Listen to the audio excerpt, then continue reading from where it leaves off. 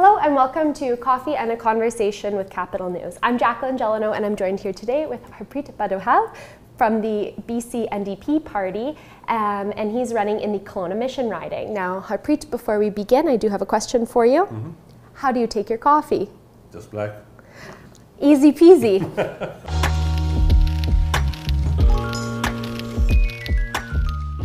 So Harpreet, how are your first few sips tasting of the Craft 42 coffee? Good, aromatic. Yes, aroma. It's very nice. This is the Crossroads blend. So I want to know what motivated you to get involved in politics this election season? You know, I've been involved in policy implementation, and with my experience of working with government, Ministry of Labor, almost 15 years. Now I'm making this transition into drafting policy, like the policy making side of that, which is being an MLA and being a representative of the people. And my inspiration behind that is to serve, is to do seva, selfless service. I think policy is an important part. It plays a very important role in helping people. And if you have that knowledge about the policy implementation, about the policy making, you can help larger community, you can help a number of people, even the people you don't know. So basically the concept of seva, the concept of selfless service, that inspires me to enter politics. Okay, very interesting. So in running, and you were just mentioning you've been doing a lot of door knocking, what have you heard are the biggest issues facing your community of Colona Mission? There are a number of issues I'm hearing from people at doors, but some of the most prominent one, people are complaining about congestion on the roads, which is because of development taking place here and number of people moving into the city of Kelowna, which is obvious because we are growing into a bigger city. Right? Not only that, but people are concerned also about increased prices for the rental and for the housing. Right? So. And they want to learn from us that what steps NDP government has taken to tackle the situation, and that's where I explain to them that the BC NDP Housing Action Plan and how we are building homes for middle class families. And not only that, but people also have asked me questions regarding the agriculture situation in Kelowna, because a large part of my riding Southeast Kelowna is agriculture community. They have concerns, questions about crop failures in the recent years and how it has affected the agriculture largely in the area. So that's all I'm hearing from people. Yeah. Okay, those are the main issues. So obviously NDP provincially has been in power for the last few years, but your riding has been led by a BC United candidate. They're not running in this election. There are independents, unaffiliated independents that have replaced them, but what sort of changes would you be able to implement specifically in your riding, and what kind of advocacy would you bring to Victoria if elected, because the province has been governed by the NDP government. So what sort of specific changes would you be able to make? Yeah, just like you mentioned, the MLA for my riding belonged to a party which was different from NDP. So it is very important then when you have, number one, diversification of politics in an area. This area never had a representation other than United or conservative or liberals, you can call, you know. So once we have a representation, that's what I'm looking at, we have representation of NDP from the area, it makes it easier for the representative to go and take the information, take the issues directly to Victoria and talk to ministers and bring the solutions directly. That I certainly feel, because we are sitting on the same benches with your colleagues in that party. So that's what I'm looking at, you know, to represent this area better. As my first commitment is to Kelowna, my first commitment is to Colona Mission, and to be their voice, to be a bridge between the local government and the government in Victoria. Yeah. Can you explain a little bit of the NDP's housing plan and how that could help people in the Colona Mission area specifically? You know, the housing crisis, as we are seeing today, it is a result of long-term underfunding by the previous governments.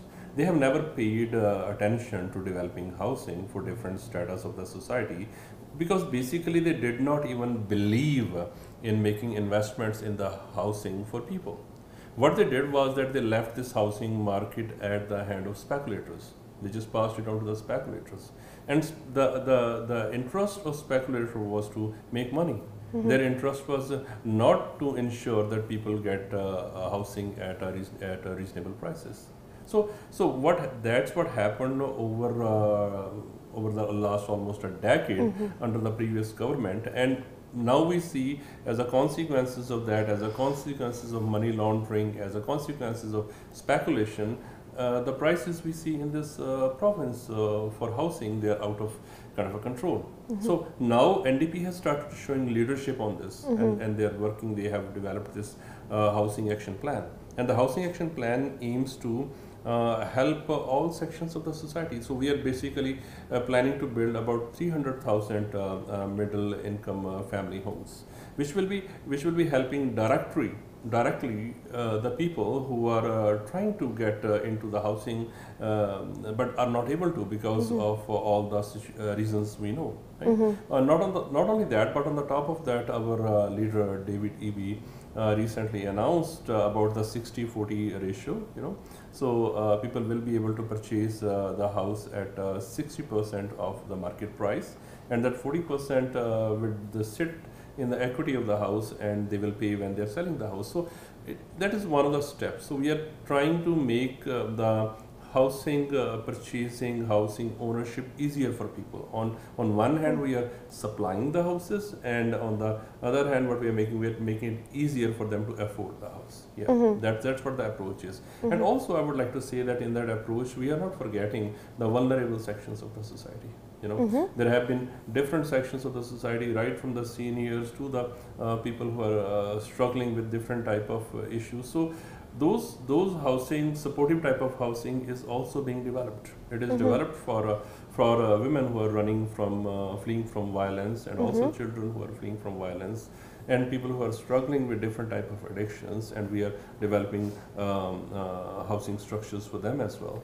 So basically the government is trying to take care of the housing, because we in NDP believe that is the responsibility of the government. You cannot just leave it to the speculators who work for profits and money. So some of those housing initiatives for historically underserved populations and vulnerable people, would some of those housing initiatives and strategies be implemented into the Colona Mission neighborhood? We see a lot of, here in Kelowna, a lot of those initiatives going to areas like the Rutland neighborhood. So is that something that might be introduced into Colona Mission? Oh yes, actually there are you can go on the Housing Action Plan website, and you can see that where in Kelowna itself different type of developments they are taking place, and that is just the beginning. That is going to expand. But when the government BC NDP is making those investments, they are not just looking at developing the housing. They are developing and growing communities. Right? They're making sure that there would be more school over there. They're making sure that there will be type of the infrastructure over there. So that money, the funding which is coming from the government, it will all go in growing the communities around that. Right? So that is the conversation which takes place between the provincial government and the local governments like the city of Kelowna. And it is ensured that all public land which is available, it is used for developing, whatever land is suitable is used for developing housing. Not only that, but the government has taken a step forward, and it is partnering with indigenous First Nations also to develop housing and on their land. And this is an initiative that has been taken for the first time. So, government is all hands on the deck going full throttle to ensure that there is sufficient housing for Canadians, and also as we see people, residents of Colona Mission. Okay, well, the Colona Mission area is beautiful, and it does have a lot to offer. I want to hear about, as a final question here, what is your favorite thing to do in the Colona Mission area in the fall time, and how do you celebrate the fall season in the Colona Mission? Oh yes, yes.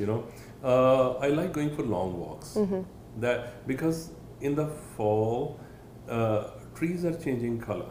They are becoming orange, like it is happening right now. But not just orange, but they're going into the shades of orange, shades of red. And that view is just beautiful and it's mesmerizing. The beautiful thing is every different streets of that mission area, it represents a different view which is so soothing to the eyes, Yeah. So when I go for long walks, for an hour or 1.5 with my partner, with my wife, we go for long walks. It is just a beautiful time to spend in the afternoons and the evenings. Yeah. It's beautiful. Well, I love taking my dog for walks in that area, and the Myra Bellevue park area is just so gorgeous there. Well, thank you so much for coming in today. This was wonderful. It was really nice to have you in. Thank you for explaining to our viewers a little bit about what you stand for and what you're going to be advocating for should you be elected. Thank you very much, and thank you for this opportunity. I really appreciate. Thank you, and thank you for the coffee. No, of course. Yeah. No. Cheers. Yeah. Cheers. Absolutely.